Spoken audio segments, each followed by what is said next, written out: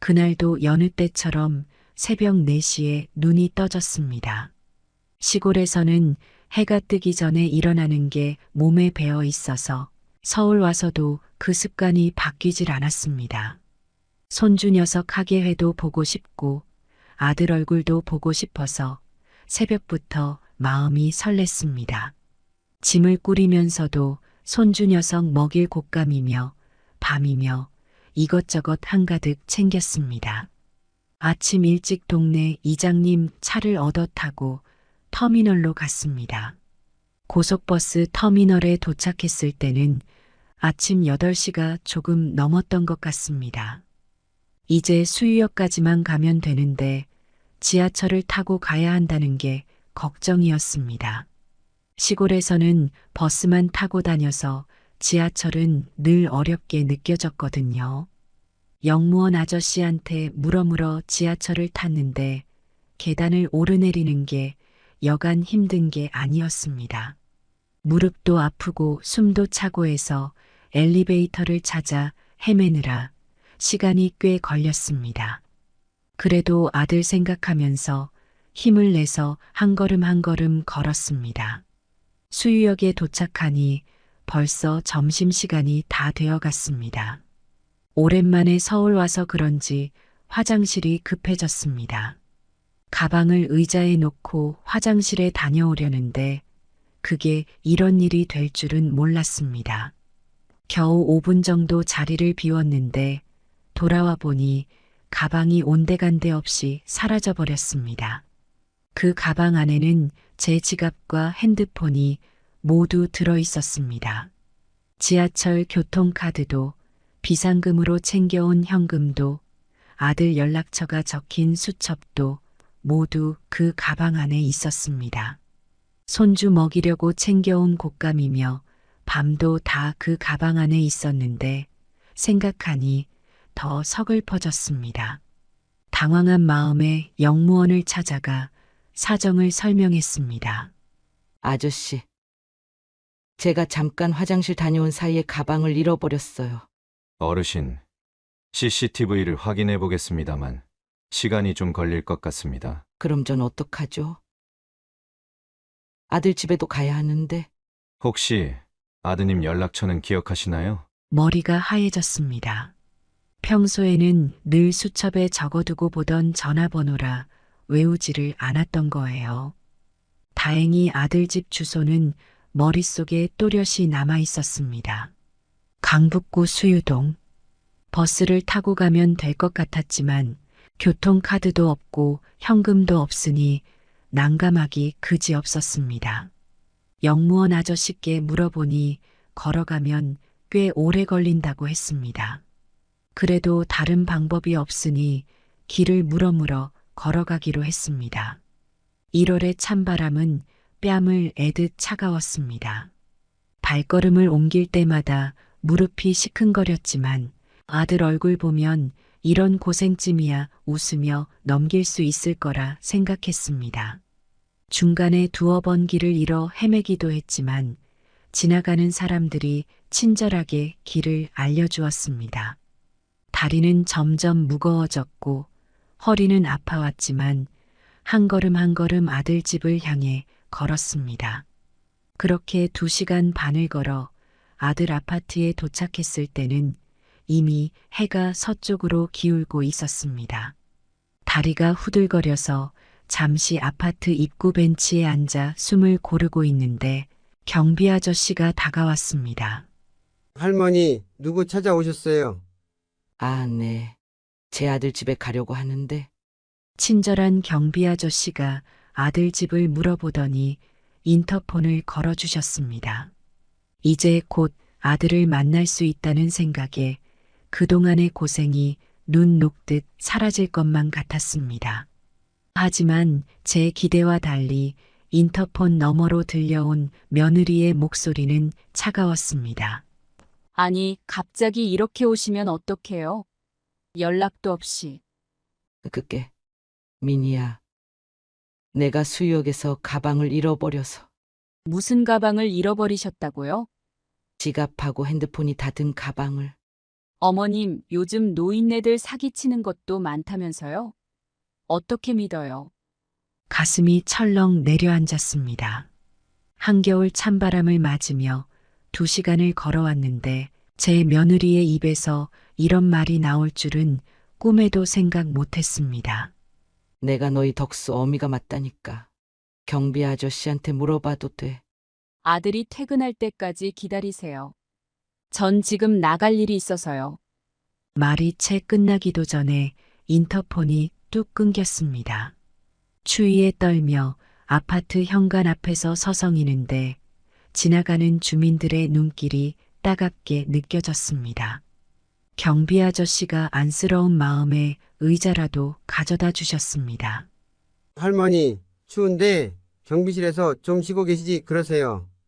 하지만 아들이 올까봐 자리를 뜰 수가 없었습니다.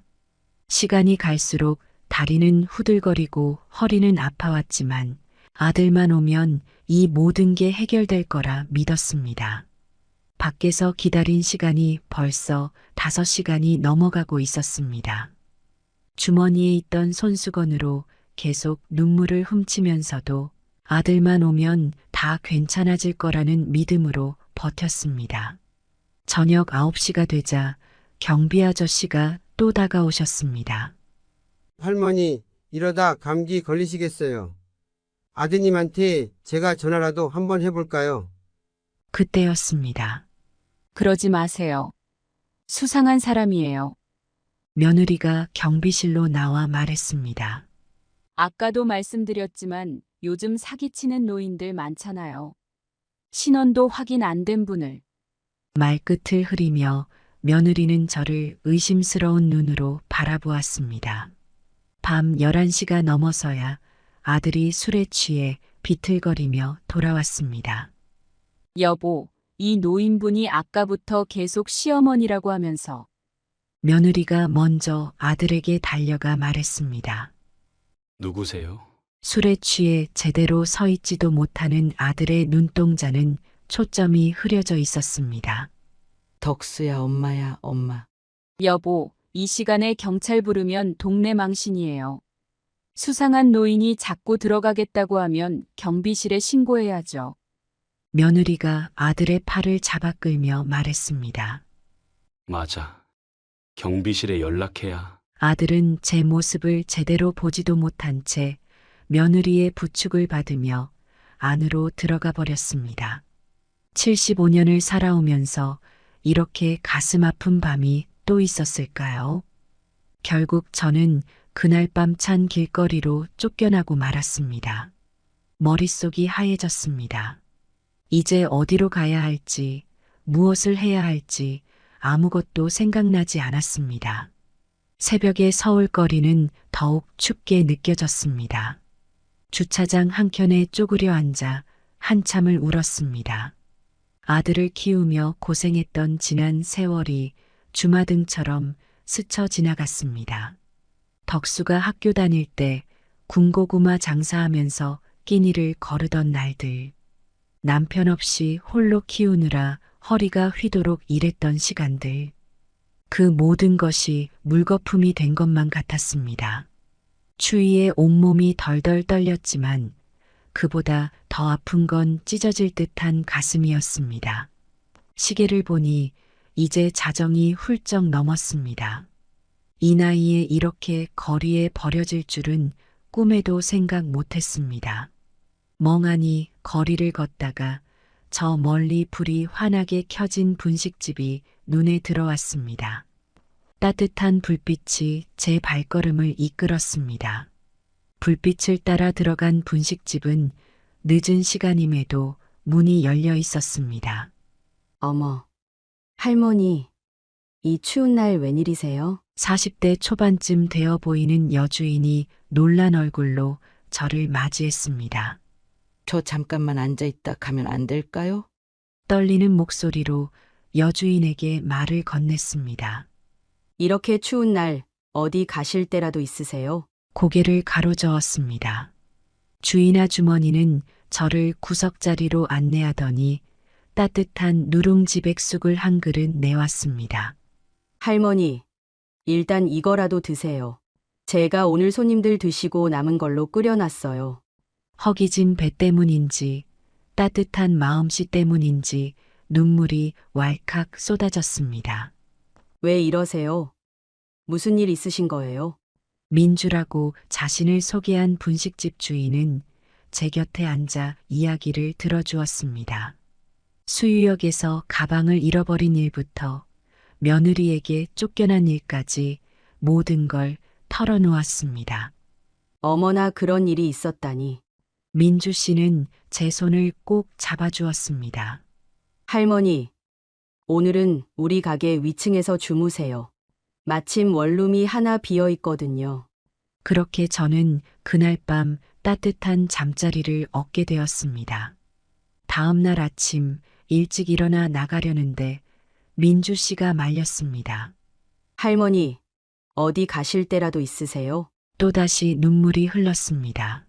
그럼 우리 가게에서 일하면서 지내시는 건 어떠세요? 제가 혼자 하기엔 일이 좀 벅차거든요.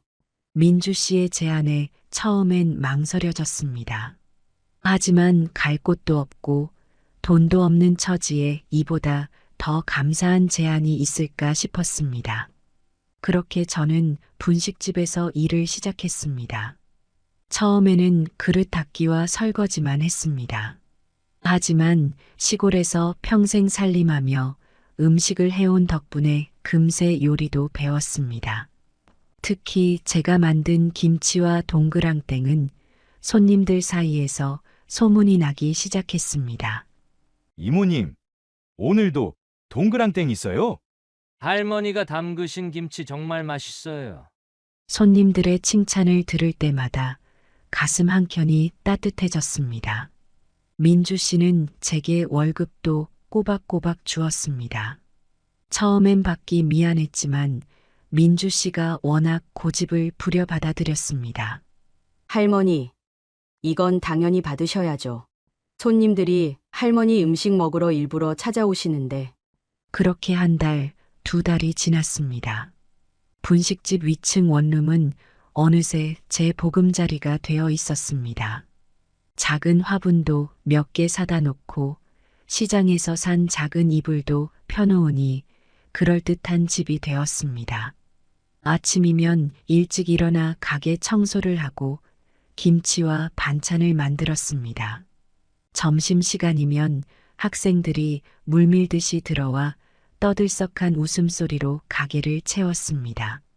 저녁이면 퇴근하는 직장인들이 하나둘 찾아와 술 한 잔과 함께 고단한 하루를 위로받았습니다. 민주 씨는 제게 늘 미안한 마음이었는지 더 잘해주려 애썼습니다. 할머니, 내일은 좀 쉬세요. 제가 할 수 있어요. 하지만 일을 하는 게 오히려 저에겐 위로가 되었습니다. 일하는 시간만큼은 아들 생각, 며느리 생각이 덜 났거든요. 밤늦게까지 일하고 원룸으로 올라와 누우면 그제야 서러움이 몰려왔습니다.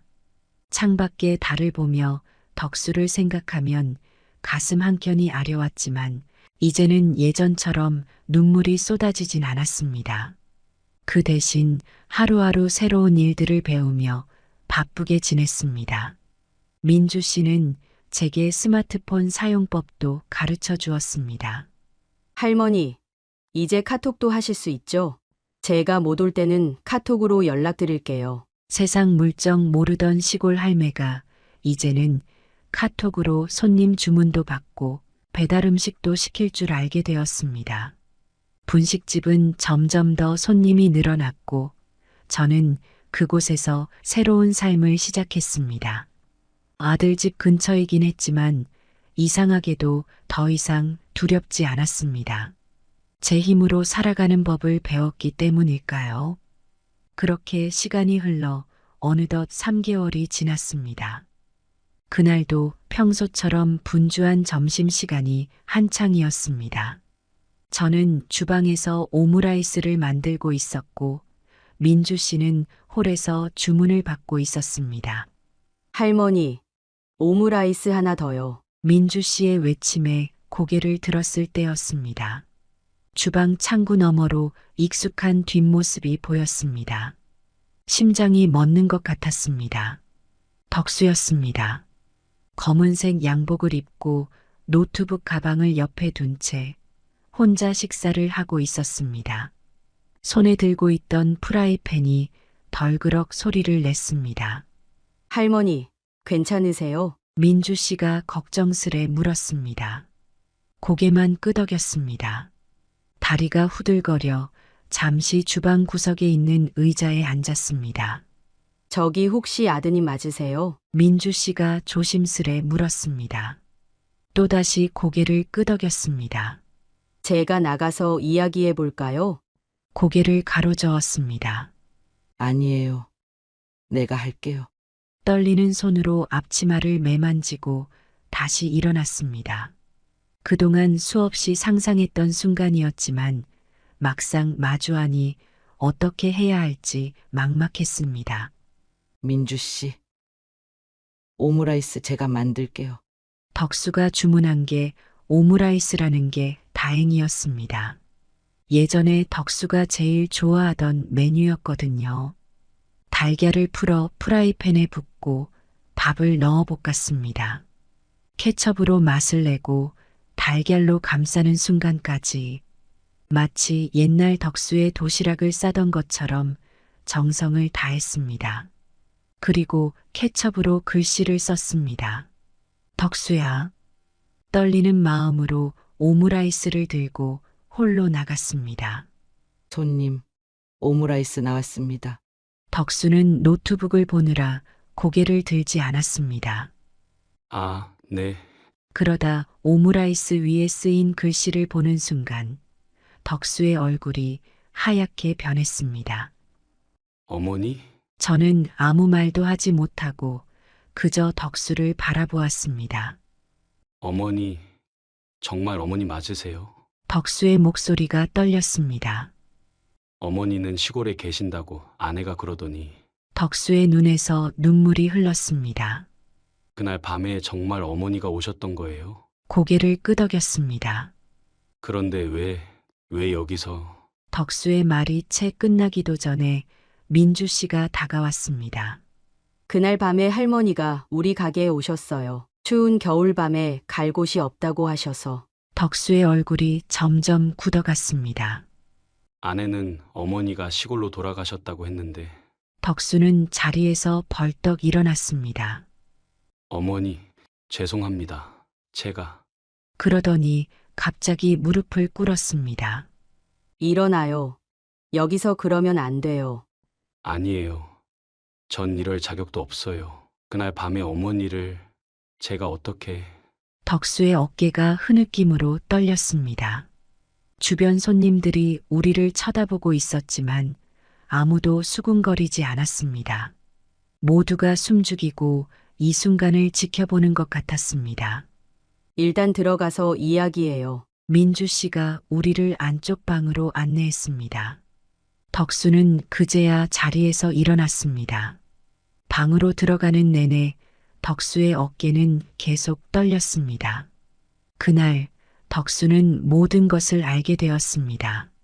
제가 수유역에서 가방을 잃어버린 일부터 며느리가 저를 의심하고 내쫓은 일, 그리고 그날 밤 술에 취해 자신이 어머니를 알아보지 못했던 일까지 덕수의 눈에서는 멈추지 않고 눈물이 흘렀습니다. 집으로 돌아온 덕수의 발걸음은 무거웠습니다. 현관문을 열고 들어서자 며느리가 TV를 보고 있었습니다. 여보, 당신 어머니가 그동안 어디 계셨는지 알아? 어머님이요? 시골에 계시잖아요. 왜요?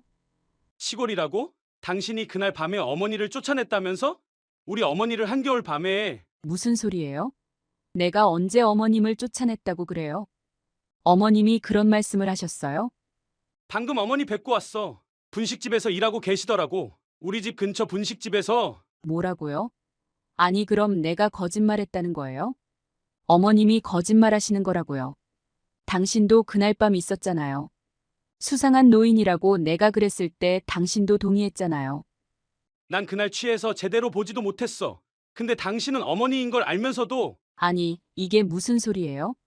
그날 누가 먼저 누구세요? 라고 물어봤어요. 당신이잖아요.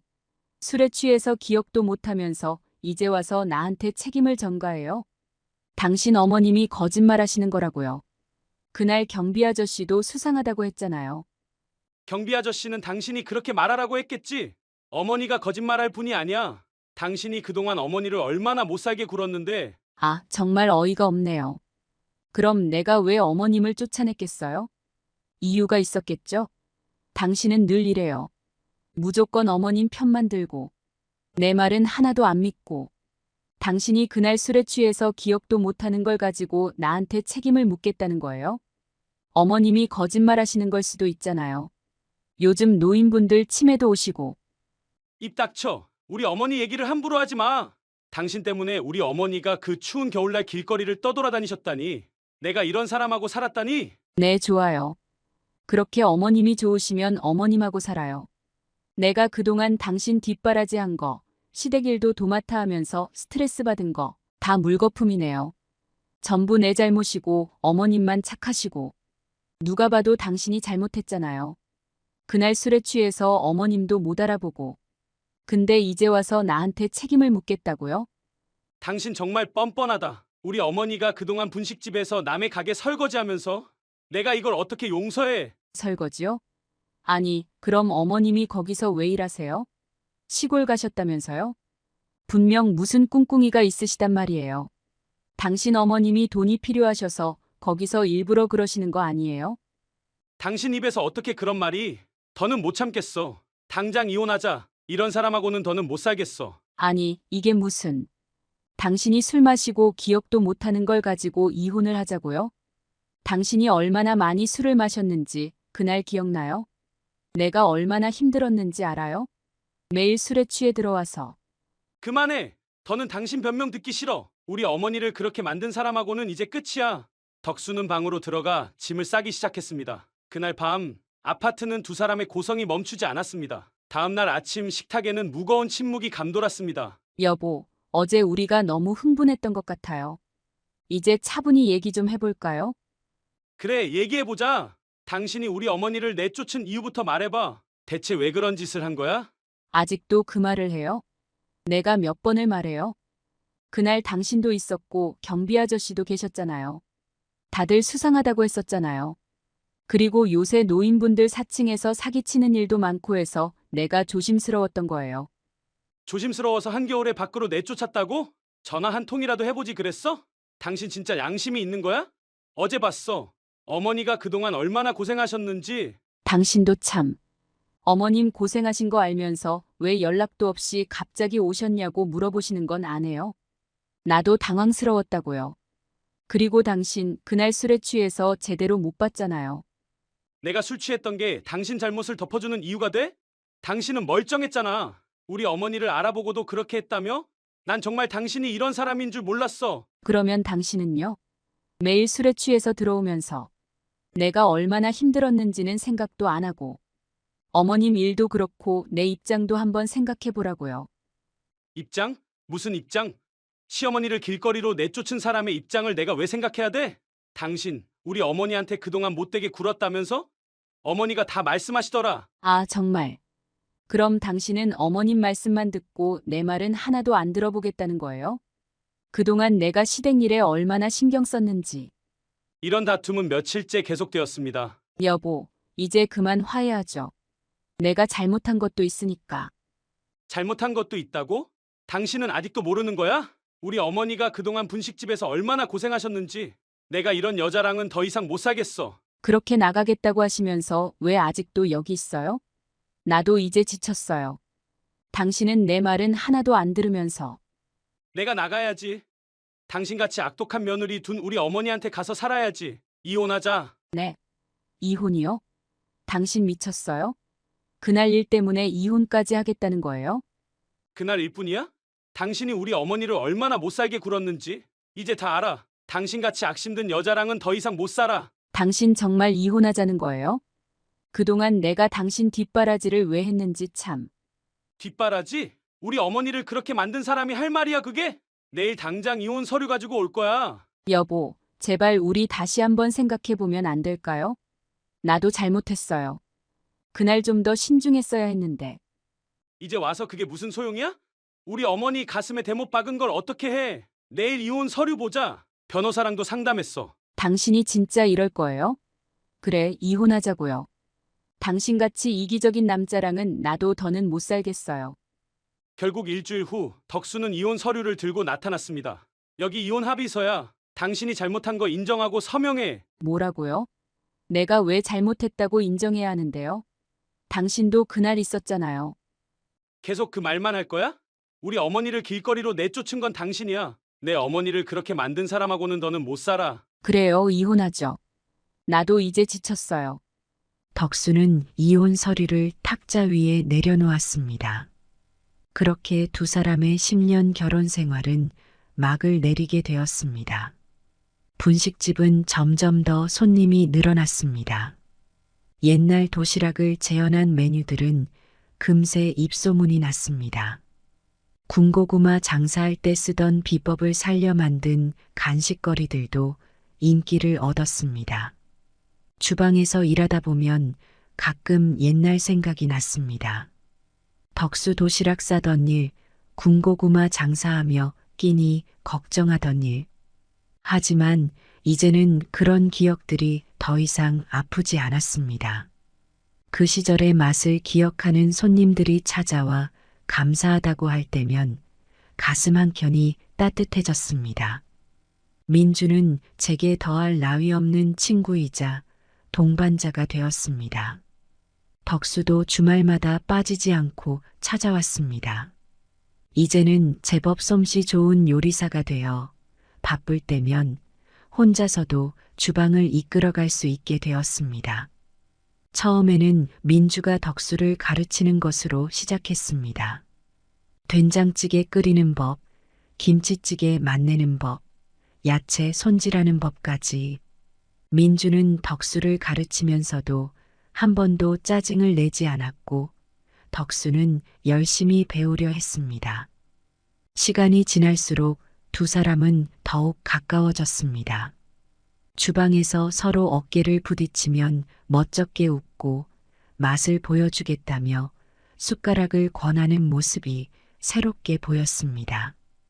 덕수가 실수로 그릇을 깼을 때도 민주는 괜찮다며 웃어넘기고 민주가 바빠할 때면 덕수가 먼저 나서서 도왔습니다. 어느 날은 둘이 장을 보러 갔다가 늦게 돌아왔는데 장보기와는 전혀 관계없는 이야기로 웃고 있었습니다. 그렇게 1년의 시간이 흘렀습니다.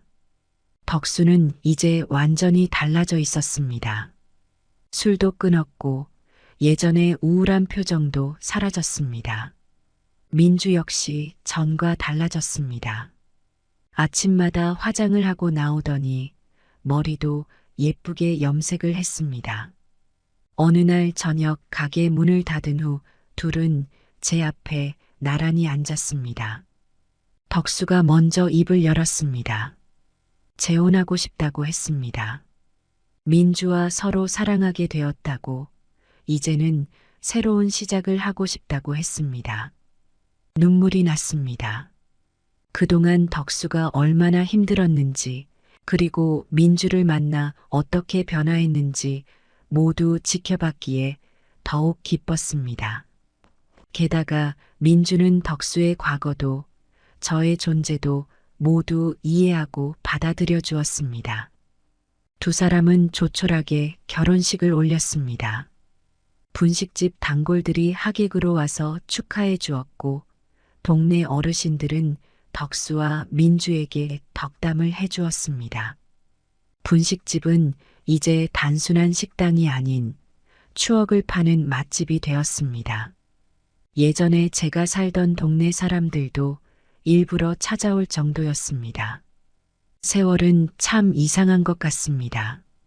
며느리에게 쫓겨나던 그날 밤의 아픔이 이렇게 큰 축복으로 바뀔 줄은 몰랐습니다. 덕수는 이제 행복한 남편이자 자상한 아들이 되었고 민주는 며느리 이상의 딸이 되어 주었습니다. 매일 아침이 기다려집니다. 문을 열고 들어오는 손님들의 얼굴을 보는 것이, 그리고 두 사람이 함께 행복하게 일하는 모습을 보는 것이 하루의 가장 큰 기쁨이 되었습니다. 이제는 그날 밤 일이 오히려 감사하게 느껴집니다. 그날이 아니었다면 우리 가족이 이렇게 완벽해질 수 없었을 테니까요. 제 이름은 양기태입니다. 올해로 66이 되었지요. 제 인생에서 가장 후회되는 일을 들려드리려고 합니다. 지난해 추석 때 있었던 일인데 아직도 생각하면 가슴이 아픕니다.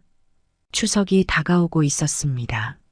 텔레비전에서는 명절 준비하는 사람들로 북적이는 시장과 고속도로 뉴스를 보여주고 있었지요. 저는 그 모습을 보며 한숨만 쉬었습니다. 제겐 함께 명절을 보낼 가족이 없었거든요. 아내는 5년 전에 세상을 떠났고 외동아들 경구는 서울에서 바쁘게 살고 있었습니다. 경구에게 전화를 걸어 추석 계획을 물어보았습니다. 경구야, 이번 추석에는 집에 오니? 아버지, 죄송해요. 이번에도 일이 너무 바빠서요. 경구의 대답에 제 마음은 무너져 내렸습니다. 하지만 내색하지 않으려 애썼습니다. 그래. 일이 바쁘면 어쩔 수 없지. 건강 잘 챙기고. 전화를 끊고 나니 집안이 더욱 적막해 보였습니다. 며칠을 고민하다 결심했습니다. 경구를 보러 가기로 한 거죠. 아들이 바쁘다면 제가 찾아가면 되는 거 아니겠습니까? 버스터미널로 향하는 발걸음이 가벼웠습니다. 서울행 버스를 타고 창밖을 바라보며 생각했습니다. 경구가 얼마나 놀랄까? 반가워할까? 이 시간의 여정 끝에 서울에 도착했습니다. 경구의 아파트 앞에 서서 심호흡을 몇 번 하고 초인종을 눌렀습니다. 문이 열리고 경구의 놀란 얼굴이 보였습니다. 아버지, 어떻게 오셨어요? 경구의 목소리에서 당황스러움이 느껴졌습니다. 며느리도 놀란 표정으로 저를 바라보았죠. 추석인데 혼자 있기 싫어서 왔다. 하루만 있다 갈 테니 신경 쓰지 마라. 제 말에 경구와 며느리는 어색한 미소를 지었습니다. 그렇게 제 추석 방문이 시작되었습니다. 그때는 몰랐습니다. 이 방문이 제게 얼마나 큰 상처를 남길지. 경구의 집에 들어서자 어색한 공기가 감돌았습니다. 경구와 며느리는 분주히 움직이며 저를 맞이할 준비를 했습니다. 아버지, 짐이 무거우셨죠? 제가 들어드릴게요. 경구가 제 가방을 받아들며 말했습니다. 며느리는 부엌으로 향하며 말했습니다. 아버님, 차 한 잔 드릴게요. 잠시만 기다려주세요. 저는 거실 소파에 앉아 주변을 둘러보았습니다. 깔끔하게 정돈된 집안 분위기가 좋아 보였습니다. 하지만 어딘가 모르게 차가운 느낌이 들었습니다. 가족의 따뜻함이 느껴지지 않았거든요. 며느리가 차를 가져왔습니다. 아버님, 여기 차 드세요. 오시는 길 힘드셨죠? 고맙다. 괜찮아. 이 정도 거리는 문제 없어. 며느리의 표정에서 어색함이 느껴졌습니다. 며느리는 자리에 앉지 않고 서 있었습니다. 저 아버님, 갑자기 오셔서 좀 당황스러워요. 집안 정리도 안 되어 있고. 제 마음이 불편해졌습니다. 괜찮다. 신경 쓰지 마라. 내가 불편하게 해서 미안하구나. 경구가 거실로 들어왔습니다. 그의 얼굴에도 당황스러움이 가득했습니다. 아버지, 갑자기 오신다고 연락도 없으셨네요. 너희들 바쁜 걸 알아서 그랬다. 방해될까봐. 경구는 한숨을 쉬었습니다. 아버지, 저희가 일한다고 했잖아요. 갑자기 오시면 곤란해요. 제 마음이 무거워졌습니다. 아들의 집에 와서 이렇게 환영받지 못할 줄은 몰랐습니다. 하지만 이해하려고 노력했습니다. 그래. 내가 잘못했다. 하루만 있다 갈 테니 걱정하지 마라. 경구와 며느리는 서로 눈치를 보더니 결국 한숨을 내쉬었습니다. 알겠어요. 아버지, 편하게 쉬세요. 저희는 일 좀 처리하고 올게요. 그들은 각자의 방으로 들어갔고 저는 홀로 거실에 남았습니다. 창밖으로 보이는 서울의 풍경을 바라보며 생각했습니다. 내가 잘못 온 걸까? 아들에게 부담을 준 걸까? 그때는 몰랐습니다. 이 방문이 우리 사이를 더 멀어지게 할 줄은. 시간이 흘러 저녁 식사 시간이 되었습니다. 경구와 며느리는 각자의 일을 마치고 나왔습니다. 아버지, 저녁 먹으러 가시죠. 경구가 말했습니다. 저는 기대에 차서 식탁으로 향했습니다. 오랜만에 가족과 함께하는 식사, 정말 즐거울 거라 생각했죠. 하지만 현실은 달랐습니다. 식탁에 앉자마자 경구와 며느리는 각자의 스마트폰을 꺼내 들었습니다. 아버지, 먼저 드세요. 저희는 좀 이따 먹을게요. 경구가 말했습니다. 저는 어리둥절했습니다. 같이 먹는 게 좋지 않겠니? 죄송해요. 아버지, 잠깐 중요한 메일을 확인해야 해서요. 저는 한숨을 삼키며 밥을 떠먹기 시작했습니다. 옛날 생각이 났습니다. 제 아버지께서 늘 하시던 말씀이 떠올랐죠. 밥상에서는 대화를 나누며 먹어야 한다. 그 말씀을 꺼내려다 관두었습니다. 지금 이 상황에서는 맞지 않을 것 같았거든요. 대신 옛날 이야기를 꺼냈습니다. 경구야, 너 어렸을 때 우리 가족이 함께 갔던 바닷가 여행 기억나니? 경구는 고개를 들어 잠깐 저를 바라보더니 다시 스마트폰으로 시선을 돌렸습니다. 아, 네, 기억나요. 그의 대답은 건성이었습니다. 제 이야기에 별로 관심이 없어 보였죠. 며느리가 갑자기 말을 꺼냈습니다. 아버님, 고기를 그렇게 많이 드시면 안 돼요. 콜레스테롤 수치가 올라갈 거예요. 저는 깜짝 놀랐습니다. 아, 그래? 하지만 가끔은 괜찮지 않을까? 매일의 식습관이 중요해요. 채소를 더 드세요. 며느리의 말투가 조금 날카로웠습니다. 식사는 그렇게 불편한 분위기 속에서 계속되었습니다.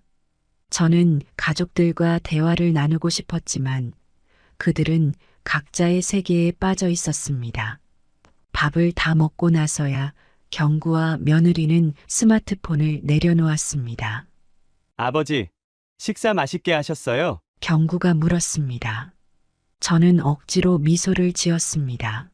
그래, 맛있었다. 하지만 제 마음속에는 쓴맛이 가득했습니다. 식사가 끝나고 설거지를 하려 했지만 며느리가 만류했습니다. 아버님, 그냥 두세요. 식기세척기에 넣을 거예요. 저는 할 일을 잃어버린 것 같은 기분이 들었습니다. 그래도 내가 좀 도와야지. 괜찮아요. 쉬세요. 며느리의 말에는 단호함이 묻어 있었습니다. 거실로 돌아와 텔레비전을 보려 했지만 경구가 말했습니다. 아버지, 저희는 이제 각자 일할 게 있어서요. 편하게 쉬세요. 그렇게 말하고 경구와 며느리는 각자의 방으로 들어갔습니다.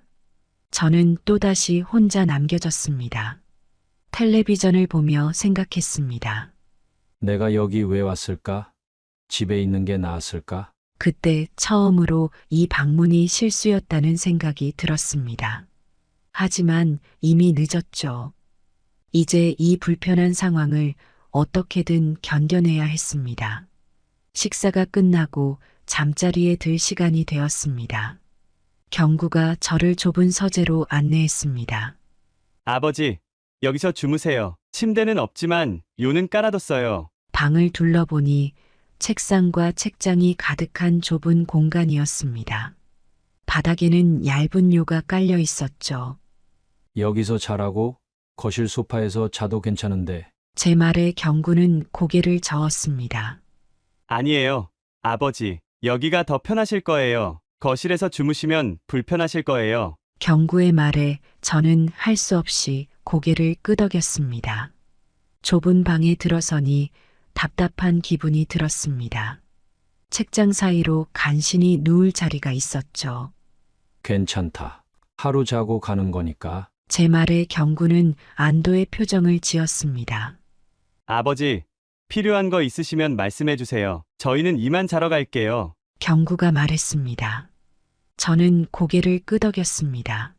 그래, 잘 자거라. 경구가 나가고 문이 닫히자 방은 더욱 좁아 보였습니다.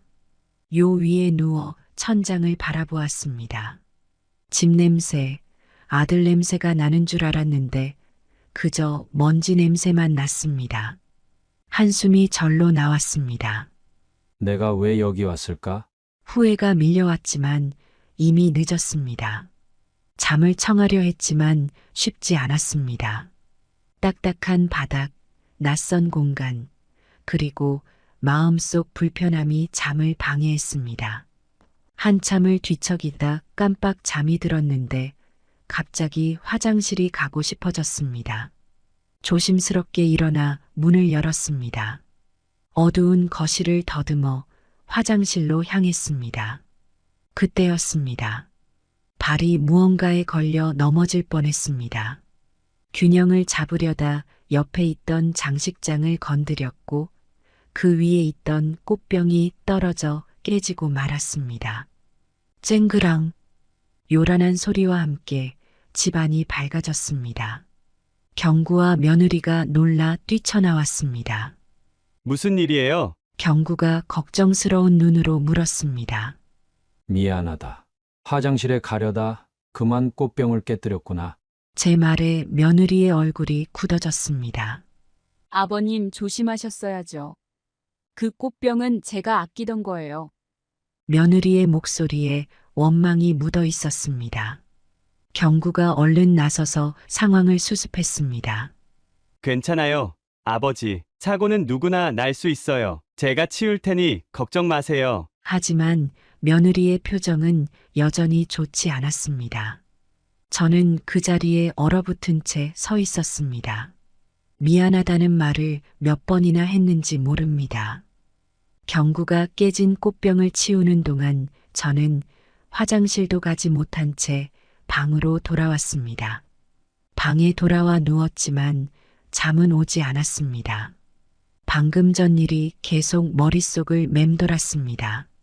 내가 없었다면 이런 일도 없었을 텐데. 자책감이 밀려왔습니다. 밤새 뒤척이다 겨우 눈을 감았는데 이른 아침이 되었습니다. 눈을 떠보니 몸이 천근만근이었습니다. 피로가 온몸을 감싸고 있었죠. 방을 나섰는데 거실에는 아무도 없었습니다. 조용히 주변을 살폈는데 어젯밤 꽃병이 깨진 자리에는 아무것도 없었습니다. 마치 아무 일도 없었다는 듯이 말이죠. 저는 부엌으로 향했습니다. 아들 가족을 위해 제가 할 수 있는 일을 하고 싶었거든요. 된장국을 끓여볼까? 예전에 경구가 좋아하던 된장국이 떠올랐습니다. 부엌에 들어서니 냄비와 재료들을 찾기가 힘들었습니다. 모든 것이 낯설었죠. 하지만 포기하지 않고 이것저것 뒤적여 겨우 재료를 찾아냈습니다. 정성껏 된장국을 끓이고 있을 때 며느리가 부엌으로 들어왔습니다. 아버님 뭐 하세요? 며느리의 목소리에 놀라 뒤를 돌아보았습니다. 아, 된장국을 좀 끓이고 있어. 된장국이요? 며느리의 표정이 굳어졌습니다. 그래, 경구가 어렸을 때 좋아하던 건데. 제 말이 채 끝나기도 전에 며느리가 말을 잘랐습니다. 아버님, 저희는 아침에 주로 샐러드를 먹어요. 그런 거 안 먹어요. 제 마음이 무너져 내렸습니다. 정성껏 준비한 음식이 쓸모없게 된 것 같았죠. 아, 그렇구나. 미안하구나. 내가 몰랐네. 며느리는 한숨을 쉬며 냉장고를 열었습니다. 제가 준비할게요. 아버님은 그냥 앉아 계세요. 저는 할 말을 잃은 채 식탁에 앉았습니다. 며느리가 준비한 샐러드와 토스트가 테이블에 올랐습니다. 경구도 잠시 후 나왔는데 그는 제가 끓인 된장국은 쳐다보지도 않았습니다. 아버지, 이런 거 드시기 힘드시죠? 죄송해요. 저희가 건강식을 즐겨 먹어서. 경구가 미안한 듯 말했습니다. 저는 고개를 저었습니다. 아니다. 괜찮아. 나도 건강해야지. 하지만 제 마음속에는 서운함이 가득 찼습니다. 식사를 하는 동안 아무도 말이 없었습니다. 경구와 며느리는 각자의 스마트폰을 보며 무언가를 열심히 하고 있었죠. 저는 샐러드를 씹으며 생각했습니다. 내가 만든 된장국은 어떻게 되는 걸까? 식사가 끝나고 설거지를 하려 했지만 며느리가 또다시 만류했습니다. 아버님, 그냥 두세요. 식기세척기에 넣을 거예요. 저는 또다시 쓸모없는 사람이 된 것 같았습니다. 경구가 출근 준비를 하며 말했습니다. 아버지, 저는 이제 회사에 가봐야 해요. 집에서 편하게 쉬고 계세요. 그래. 조심히 다녀오너라. 제 말에 경구는 어색하게 웃으며 집을 나섰습니다. 며느리도 곧 외출 준비를 했습니다. 아버님, 저도 나가봐야 해요. 집에 혼자 계셔도 괜찮으시죠? 그럼 나는 어떻게 하면 되지? 제 질문에 며느리는 잠시 당황한 듯 했습니다. 아, 네. TV도 보시고 책도 읽으시면 돼요. 냉장고에 간식도 있으니 드세요. 그렇게 저는 또다시 혼자 남겨졌습니다. 넓은 집 안에 홀로 앉아 있으니 더욱 외로움이 밀려왔습니다. TV를 켰지만 재미가 없었고 책장의 책들은 너무 어려워 보였습니다. 결국 소파에 앉아 창밖을 바라보며 시간을 보냈습니다. 서울의 바쁜 거리를 보며 생각했습니다. 나는 이 바쁜 세상에 어울리지 않는 걸까? 점심시간이 되어 냉장고를 열어보았지만 뭘 먹어야 할지 몰랐습니다. 모든 것이 낯설고 어려워 보였죠. 결국 아침에 먹다 남은 샐러드로 끼니를 때웠습니다. 오후가 되어서야 경구가 돌아왔습니다. 아버지, 하루 어떠셨어요? 그래. 괜찮았다. 거짓말이었습니다. 하루 종일 외롭고 불편했지만 그 말을 할 수 없었습니다. 경구는 피곤한 듯 소파에 앉았습니다. 저는 대화를 시도했습니다. 경구야. 회사 일은 어떠니? 괜찮아요. 아버지, 그냥 평소와 다름없어요. 경구의 대답은 짧았고 더 이상의 대화는 이어지지 않았습니다. 잠시 후 며느리도 돌아왔습니다. 며느리는 곧바로 주방으로 향했습니다. 저녁 준비할게요. 저는 도움을 주고 싶어 주방으로 따라갔습니다. 내가 뭐 도와줄 일 없니? 며느리는 잠시 머뭇거리더니 대답했습니다. 괜찮아요, 아버님. 제가 할게요. 하지만 저는 물러서지 않았습니다. 아니야. 내가 좀 도와줄게. 채소 같은 거 씻는 건 내가 할 수 있어. 며느리는 난처한 표정을 지었습니다. 아버님, 저희 채소는 특별한 방법으로 세척해야 해요. 농약 때문에. 저는 당황했습니다. 농약? 내가 평생 먹어온 채소인데 뭐가 문제라도 있나? 그때 경구가 주방으로 들어왔습니다. 무슨 일이에요? 며느리가 상황을 설명했고 경구는 한숨을 쉬었습니다. 아버지, 요즘은 건강에 더 신경 써야 해요. 채소 세척도 중요하고 음식도 가능한 건강식으로. 저는 점점 불편해졌습니다. 나는 내 방식대로 살아왔어. 지금까지 아무 문제 없었는데 경구가 조심스럽게 말을 이었습니다. 아버지, 검진은 정기적으로 받으세요. 요즘은 건강관리가 정말 중요해요. 저는 더 이상 참을 수 없었습니다. 그만해. 내 건강은 내가 알아서 할게. 너희가 상관할 바 아니야. 제 목소리가 높아졌습니다. 순간 주방의 분위기가 얼어붙었습니다. 경구와 며느리는 놀란 표정으로 저를 바라보았습니다. 저도 제가 화를 낸 것에 당황했습니다. 미안하다. 내가 좀 과민했구나. 제 사과에 경구가 조심스럽게 말했습니다. 아니에요. 아버지, 저희가 너무 간섭했나 봐요. 하지만 이미 분위기는 엉망이 되어버렸습니다. 저녁 식사는 어색한 침묵 속에서 진행되었습니다. 숟가락 부딪히는 소리만 간간히 들릴 뿐 아무도 말을 하지 않았습니다. 식사가 끝나자마자 저는 자리에서 일어났습니다. 경구야, 나 이제 가볼게. 경구와 며느리의 얼굴에 놀란 기색이 역력했습니다. 벌써요? 아버지, 하루 더 계시다 가세요. 경구가 만류했지만 제 마음은 이미 정해졌습니다. 이곳에 더 있을수록 서로에게 상처만 줄 것 같았습니다. 아니다. 집에 가봐야겠어. 단호하게 말하고 방으로 들어가 짐을 챙기기 시작했습니다. 옷장을 열어 옷을 꺼내 가방에 넣으면서 이번 방문을 되새겼습니다. 가방에 옷을 넣으며 중얼거렸습니다. 괜히 왔어. 오지 말걸. 한숨이 절로 나왔습니다. 집을 나설 때의 기대와 설렘은 어디로 갔는지 이제는 후회만 가득했습니다. 짐을 다 챙기고 방을 나서니 경구와 며느리가 거실에 서 있었습니다. 그들의 표정에서 미안함과 당혹스러움이 읽혔습니다. 저 역시 마음이 편치 않았습니다.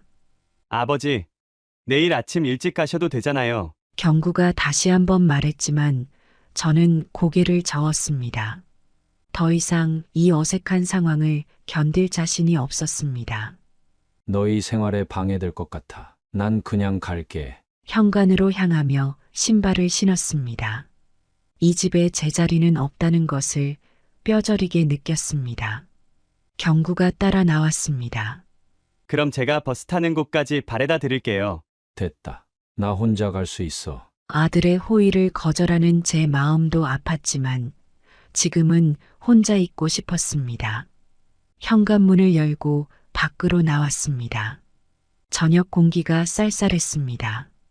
옷깃을 여미며 깊은 숨을 들이마셨습니다. 뒤돌아보니 경구와 며느리가 어색한 표정으로 서 있었습니다.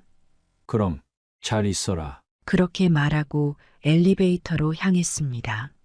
문이 닫히는 순간 아들의 미안해하는 눈빛이 가슴에 박혔습니다. 아파트를 나와 버스 정류장으로 걸어갔습니다.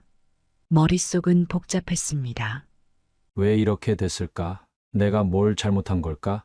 아니면 세상이 너무 빨리 변한 걸까? 답을 찾기 힘든 질문들이 꼬리에 꼬리를 물고 이어졌습니다. 버스를 기다리며 하늘을 올려다봤습니다. 어둑어둑해진 하늘에 별 하나가 반짝였습니다. 문득 아내와 함께 별을 보며 걸었던 젊은 시절이 떠올랐습니다. 그때는 미래가 밝아 보였는데 버스가 도착하고 올라탔습니다. 요금을 내고 자리에 앉으며 깊은 한숨을 내쉬었습니다. 창밖으로 서울의 밤 풍경이 스쳐 지나갔습니다. 반짝이는 네온 사인과 고층 빌딩들, 모든 것이 낯설고 차갑게 느껴졌습니다.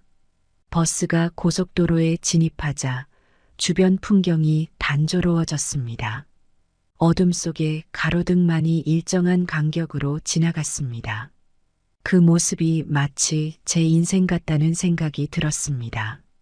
홀로 걸어온 길, 주머니에서 휴대폰을 꺼내 보았습니다. 경구에게서 온 메시지가 있었습니다. 아버지, 조심히 가세요. 연락 주세요. 읽고 나서도 한참을 바라보다가 다시 주머니에 넣었습니다. 대답할 말이 생각나지 않았습니다. 집에 가면 뭘 해야 하나? 텅 빈 집에 혼자 돌아가 무얼 해야 할지 막막했습니다. 평소엔 느끼지 못했던 외로움이 밀려왔습니다.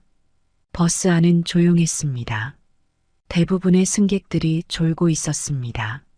저만 홀로 깨어 창밖을 바라보며 생각에 잠겼습니다. 나는 과연 좋은 아버지였을까? 경구에게 더 많은 것을 해줬어야 했나? 후회와 자책이 마음을 무겁게 눌렀습니다. 그렇게 생각하며 긴 귀갓길에 올랐습니다. 집으로 돌아가는 길이 이렇게 멀게 느껴진 적은 없었습니다. 버스는 어둠을 가르며 달렸고 저는 그 안에서 제 인생을 되돌아보며 긴 밤을 보냈습니다. 집에 도착하자 온몸에 피로가 몰려왔습니다. 현관문을 열고 들어서니 냉랭한 공기가 절 맞이했습니다. 짐을 내려놓고 주방으로 향했습니다. 냉장고를 열어보니 반찬이라고는 김치 한 조각뿐이었습니다. 된장찌개나 끓여 먹어볼까? 찬장에서 된장을 꺼내고 냄비에 물을 붓습니다. 불을 켜고 된장을 풀어 넣으면서 생각했습니다. 경구 어릴 때 자주 해 먹였는데 양파를 썰다 말고 잠시 멍해졌습니다. 경구가 어렸을 때 아내와 함께 식탁에 둘러앉아 된장찌개를 먹던 때가 떠올랐습니다. 그때는 정말 행복했는데 두부를 넣고 팔팔 끓이다 보니 어느새 찌개가 완성되었습니다. 밥을 말아 한 숟가락 떠먹었습니다. 뜨거운 국물이 목을 타고 내려가자 갑자기 눈시울이 뜨거워졌습니다. 아, 뜨거워. 혼잣말로 중얼거렸지만 사실 뜨거운 건 국물만이 아니었습니다. 가슴 한편이 뜨겁게 아려왔습니다. 밥그릇을 들고 TV 앞 소파로 자리를 옮겼습니다. TV를 켰지만 소리만 들릴 뿐 화면은 눈에 들어오지 않았습니다. 머릿속엔 온통 경군의 집에서 있었던 일들 뿐이었습니다. 내가 너무 구식인가? 아니면 세상이 너무 빨리 변한 걸까? 숟가락질을 하면서도 계속 이런 생각들이 맴돌았습니다. 문득 경구 내외가 먹던 샐러드가 떠올랐습니다. 그게 정말 맛있나? 제 입맛에는 도저히 맞지 않았지만 그들에겐 그게 일상인 모양이었습니다. 된장찌개를 다 먹고 그릇을 내려놓았습니다. 배는 불렀지만 마음의 허기는 채워지지 않았습니다. 휴대폰을 꺼내 경구의 번호를 눌렀다가 다시 끊었습니다. 무슨 말을 해야 할지 모르겠더군요. 소파에 기대어 눈을 감았습니다. 텅 빈 집안을 채우는 TV 소리만이 울려 퍼졌습니다. 내일은 뭘 하며 보내지? 이제 와서야 일상으로 돌아왔다는 게 실감났습니다. 한숨을 내쉬며 주방으로 가 그릇을 씻었습니다. 설거지를 하면서도 계속 생각이 꼬리에 꼬리를 물었습니다. 다시 가볼까? 아니야. 가봤자 또 그럴 거야. 씻은 그릇을 정리하고 다시 거실로 돌아왔습니다. 달력을 보니 내일 동네 친구들 만나는 날이었습니다. 가서 이야기나 해볼까? 그렇게 생각하며 잠자리에 들었습니다. 다음 날 아침 동네 정자에 도착했습니다. 친구들이 벌써 와서 앉아 있었습니다. 어이, 기태야, 오랜만이다. 김 씨가 반갑게 손을 흔들었습니다. 그래, 잘 있었나? 자리에 앉으며 인사를 건넸습니다. 어제 서울 다녀왔다면서? 어땠어? 박 씨가 물었습니다. 저는 잠시 망설이다 대답했습니다. 그래, 다녀왔지. 아들 보고 왔으면 좋았겠네. 이 씨의 말에 쓴웃음이 나왔습니다. 글쎄, 좋았는지 모르겠어. 친구들의 표정이 궁금해졌습니다. 왜? 무슨 일 있었어? 김 씨가 걱정스러운 듯 물었습니다. 한숨을 쉬며 말을 이었습니다. 가보니까 말이야. 내가 낯설더라고. 그게 무슨 소리야? 아들 내외가 사는 모습이 너무 달라. 내가 끼어들 자리가 없어. 친구들은 공감하는 듯 고개를 끄덕였습니다. 박 씨가 말했습니다. 나도 그랬어. 지난번에 딸네 갔다 왔는데. 말이야, 어땠는데? 궁금해서 물었습니다. 아침부터 저녁까지 다들 바빠. 손주들은 학원 다니느라 볼 새도 없고. 박 씨가 말에 다들 고개를 끄덕였습니다. 이 씨가 말을 받았습니다. 맞아. 요즘 세상이 너무 빨리 변하니까 우리 같은 늙은이들은 따라가기 힘들지. 그래도 자식들이니까 이해해야 하는 거 아닐까? 김 씨의 말에 고개를 갸웃거렸습니다. 이해는 하지. 근데 마음이 아프더라고. 제 말에 모두가 깊은 침묵에 빠졌습니다. 잠시 후 박 씨가 말했습니다. 그래도 기태야. 넌 아들이라도 보고 왔잖아. 난 연락도 잘 안 돼. 그 말을 듣자 마음이 조금 편해졌습니다. 그렇게 생각하니 조금 위안이 되네. 우리가 늙었다고 자식들이 무시하는 건 아닐 거야. 그저 살기 바쁜 거지. 이 씨의 말에 모두가 동의했습니다. 그래, 맞아. 우리도 젊었을 때는 바빴잖아. 김 씨의 말에 옛 생각이 났습니다. 기태야. 자식 없다고 생각하고 살아. 그게 편해. 박 씨의 조언에 고개를 끄덕였습니다. 그래야겠네. 고마워. 친구들의 말에 힘을 얻었습니다. 대화를 나누다 보니 마음이 한결 가벼워졌습니다. 혼자 고민하는 것보다 이렇게 털어놓으니 좋았습니다. 자, 이제 바둑 한 판 둘까? 김 씨의 제안에 모두가 환하게 웃었습니다. 바둑을 두며 이야기를 나누다 보니 시간 가는 줄 몰랐습니다. 해가 저물 무렵 집으로 돌아가는 길, 친구들과의 대화 덕분에 마음의 짐을 조금은 내려놓을 수 있었습니다. 앞으로 어떻게 해야 할지 조금은 방향이 잡힌 것 같았습니다. 집에 돌아와 저녁 식사를 하고 있을 때였습니다. 갑자기 휴대폰이 울렸습니다. 화면을 보니 경구였습니다. 잠시 망설이다 전화를 받았습니다. 여보세요. 아버지, 저예요. 경구요. 경구의 목소리가 조심스럽게 들렸습니다. 그래. 무슨 일이니? 저번에 갑자기 가셔서 좀 걱정되어서요. 잘 가셨어요? 제 마음속에 복잡한 감정이 일었습니다. 걱정해주는 아들이 고맙기도 하고 또 한편으로는 서운하기도 했습니다. 나? 그래. 잘 도착했지. 잠시 침묵이 흘렀습니다. 경구도 저도 무슨 말을 해야 할지 모르는 듯 했습니다. 그때 친구들과 나눈 대화가 떠올랐습니다. 깊은 숨을 들이쉬고 말을 이었습니다. 경구야, 사실 나 할 말이 있어. 네. 아버지. 무슨 말씀이세요? 지난번에 내가 갑자기 찾아가서 미안하다. 아니에요. 아버지, 저희가 잘 못해서. 제가 말을 끊었습니다. 아니다. 내 잘못이야. 너희 생활에 방해가 됐지. 아버지, 그렇지 않아요. 저희가 더 신경 썼어야 했는데. 경구야, 들어봐. 나도 이제 알겠다. 잠시 말을 멈추고 생각을 정리했습니다. 너희 세대는 너희 방식대로 살아야 해. 나는 그걸 이해하지 못했어. 아버지. 나도 이제 내 방식대로 살아갈 거야. 무슨 말씀이세요? 앞으로는 너희 생활에 방해되지 않게 할 거야. 연락도 최소한으로 하자. 경구의 목소리에 당혹감이 묻어났습니다.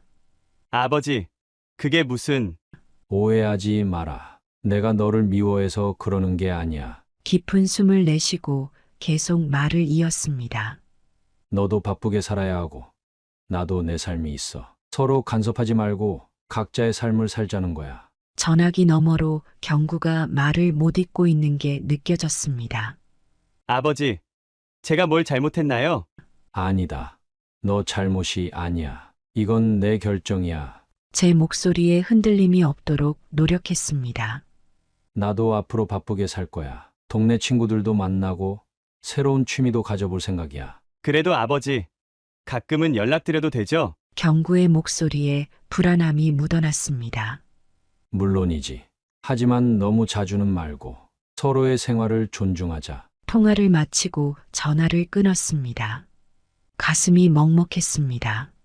하지만 이게 최선이라고 생각했습니다. 창밖을 바라보니 어느새 밤이 깊어 있었습니다. 별들이 반짝이는 하늘을 보며 생각에 잠겼습니다. 이게 맞는 걸까? 잠시 의문이 들었지만 곧 마음을 다잡았습니다. 그래. 이게 맞아. 서로에게 좋은 거야. 다음 날 아침 평소보다 일찍 일어났습니다. 오랜만에 텃밭에 나가 물을 주고 잡초를 뽑았습니다. 땀을 흘리며 일하다 보니 마음이 조금은 가벼워졌습니다. 점심때 동네 정자에 들렀습니다. 친구들과 바둑을 두며 웃고 떠들었습니다. 문득 이런 생활이 나쁘지 않다는 생각이 들었습니다. 저녁에는 동네 문화센터에 가보기로 했습니다. 컴퓨터 강좌가 있다고 해서 등록해 볼 생각입니다. 나이 들어 배우기 힘들겠지만 해볼 만한 가치는 있겠지. 잠자리에 들며 오늘 하루를 되새겼습니다. 경구와의 통화, 텃밭 가꾸기, 친구들과의 시간, 그리고 새로운 도전. 비록 가족과 멀어진 것 같아 마음 한편이 아프지만 이것도 나름의 행복이라는 생각이 들었습니다. 이제 나의 새로운 인생이 시작되는 걸까? 눈을 감으며 생각했습니다. 내일은 또 어떤 하루가 될까? 오랜만에 내일이 기대되는 기분이었습니다. 어쩌면 이번 서울 방문은 실수가 아니었을지도 모릅니다. 그 덕분에 저는 새로운 시작을 할 수 있게 되었으니까요. 비록 아들과는 거리가 생겼지만 제 인생의 새로운 장이 열린 것 같았습니다. 앞으로의 날들이 어떨지 모르겠지만 한 가지는 확실했습니다. 더 이상 과거에 연연하지 않고 현재를 살아갈 것이라는 점입니다. 그리고 언젠가 경구와도 더 나은 관계를 만들어갈 수 있기를 그렇게 소망하며 잠이 들었습니다. 그렇게 몇 달이 지났습니다. 제 일상은 조금씩 변해갔습니다. 컴퓨터 강좌를 들으며 컴퓨터도 꽤 다룰 줄 알게 되었고 텃밭 가꾸기는 이제 제 일과가 되었습니다. 매일 아침 채소들에게 물을 주고 이야기를 나누곤 합니다. 가끔은 수확한 채소를 이웃들과 나누며 소소한 기쁨을 느낍니다. 동네 친구들과의 만남도 더 자주 가집니다. 바둑 두는 실력이 늘어 이제는 가끔 이기기도 합니다. 웃고 떠들며 시간을 보내다 보면 마음이 한결 가벼워집니다. 경구와는 한 달에 한 번 정도 통화를 합니다. 서로의 근황을 간단히 묻고 답하는 정도지만 그래도 예전보다는 편안한 대화가 오갑니다. 어느 날 경구에게서 문자 메시지가 왔습니다. 아버지, 다음 주에 잠깐 뵈러 갈게요. 가슴이 두근거렸습니다. 기대와 걱정이 교차했지만 담담하게 답장을 보냈습니다.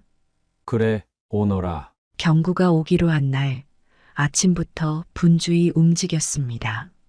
텃밭에서 직접 기른 채소로 간단한 반찬을 만들었습니다.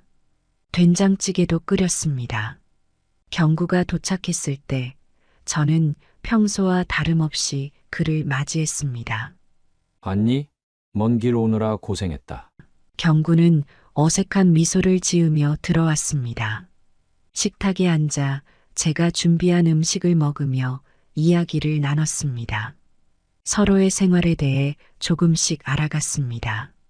경구도 제 변화에 놀란 듯 했습니다. 아버지, 요즘 컴퓨터도 배우신다고요? 그래, 늙어서 배우기 쉽지는 않지만 재미있더라. 경구의 눈에 존경의 빛이 어렸습니다. 헤어질 때 경구가 말했습니다. 아버지, 다음에 또 올게요. 제 마음에 따뜻함이 번졌습니다. 경구가 떠난 후 소파에 앉아 생각에 잠겼습니다. 서로 거리를 두니 오히려 마음이 가까워진 것 같았습니다.